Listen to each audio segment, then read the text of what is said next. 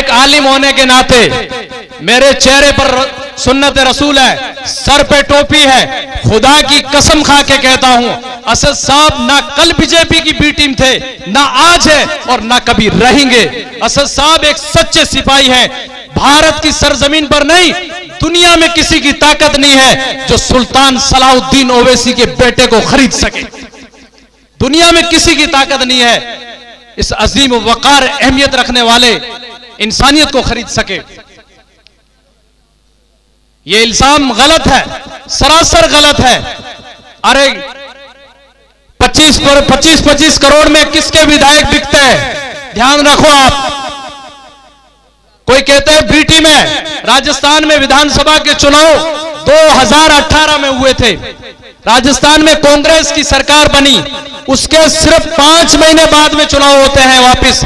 मुख्यमंत्री अशोक गहलोत की सरकार बनी हुई है और अशोक गहलोत जी मुख्यमंत्री हैं और मुख्यमंत्री बनने के बाद में 4 महीने चुनाव होते हैं। राजस्थान की लोकसभा की 25 सीटें हैं और 25 की 25 भारतीय जनता पार्टी लेके जाती है। बताओ यहां पर असदुद्दीन ओवैसी ने इलेक्शन लड़ा क्या?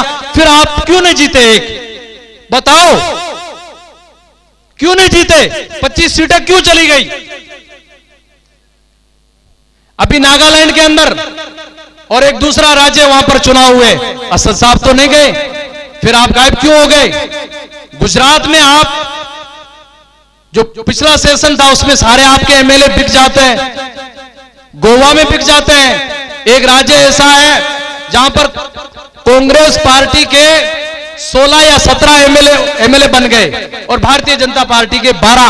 अब सरकार किसकी बननी चाहिए? 17 वालों की, लेकिन 12 वालों ने बना दी और कहते हैं असद साहब बी टीम। याद रखो, लोकसभा के अंदर जो बात की जाती है वो एक तारीख में नोट की जाती है और उसका एक रिकॉर्ड होता है। अल्लाह के फजलो करम से आज से 200 साल बाद में भी ये रिकॉर्ड जारी रहेगा, जब तक ये दुनिया कायम रहेगी और इस तरीके से लोकसभा चलती रहेगी। बैरिस्टर असदुद्दीन ओवैसी साहब के जो बिल फाड़ने का जो तरीका था और जो उन्होंने वहां से शुरुआत की थी वो इंशाअल्लाह जारी रहेगी और आज भी वो उसी विरोध में है। और उसके अलावा जितने भी मुस्लिम विरोधी बिल लाए गए, इस वाहिद लीडर ने विरोध किया और हर जगह पर उनका मुकाबला किया। समाजवादी पार्टी के लोकसभा के मेंबर वहां पर बैठे थे, बीएसपी के मेंबर वहां पर बैठे थे, कांग्रेस पार्टी के मेंबर वहां पर बैठे थे, राजद पार्टी के मेंबर वहां पर बैठे थे, शरद पवार की जो पार्टी है उसके भी मेंबर वहां पर बैठे थे, शिवसेना की जो पार्टी है उसके भी मेंबर वहां पर थे, और भी देश में जो अन्य पार्टियां हैं लोकसभा के मेंबर वहां पर मुस्लिम बैठे थे। पर किसी ने उस बिल का विरोध नहीं किया। उस बिल का विरोध करने वाला एक ही बंदा था जिसका नाम बैरिस्टर असदुद्दीन ओवैसी था और सीए और एनआरसी के बिल को लोकसभा के अंदर खड़े होकर और उस बिल को फाड़ के फेंक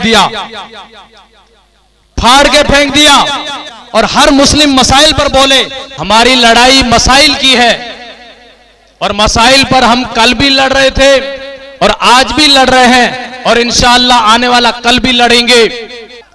भारत मुल्क जो है ये हमारा मुल्क है। हमने यहां पर बलिदान दिया है, शहादतें दी है। इस मुल्क को आजाद कराने में 200 साल का टाइम गुजरा है, 2 सदियां गुजरी है और इस देश के अंदर आजादी के अंदर मुसलमानों का सबसे बेहतरीन रोल रहा है और इसमें हमारा योगदान रहा है और हमारे पुरखों की यहां पर शहादतें हैं। टीपू सुल्तान की शहादत हमारे लिए एक फख्र की बात है। शेखुल हिंद की शहादत हमारे लिए एक फख्र की बात है और उनकी कुर्बानियां जो जंग आजादी में उन्होंने दी है वो कभी भुलाई नहीं जाएगी। अल्लामा खैर आबादी की कुर्बानी कभी भी भुलाई नहीं जाएगी। अशफाकुल्लाह खान की जो कुर्बानी है उसको कभी भी नहीं भुलाई जाएगी। अपने अगर दिलों में डर और खौफ है तो इस बात डर और खौफ को सीने से निकाल दो। ये मुल्क हमारा है, इसमें हम फख्र से जिएंगे। और 36 कौम जो राजस्थान की है ये अमन परस्त कौम है हमें यहाँ पर भाईचारे से और अमन परस्ती से रहना है, अमन परस्ती से रहना है। कोई अमन परस्ती की बिगाड़ने की ना हम बात करते हैं और ना आप बात करोगे। मेरे अजीज दोस्तों, एक बात को नोट कर लो, हमारे मसाइल हैं एजुकेशन के।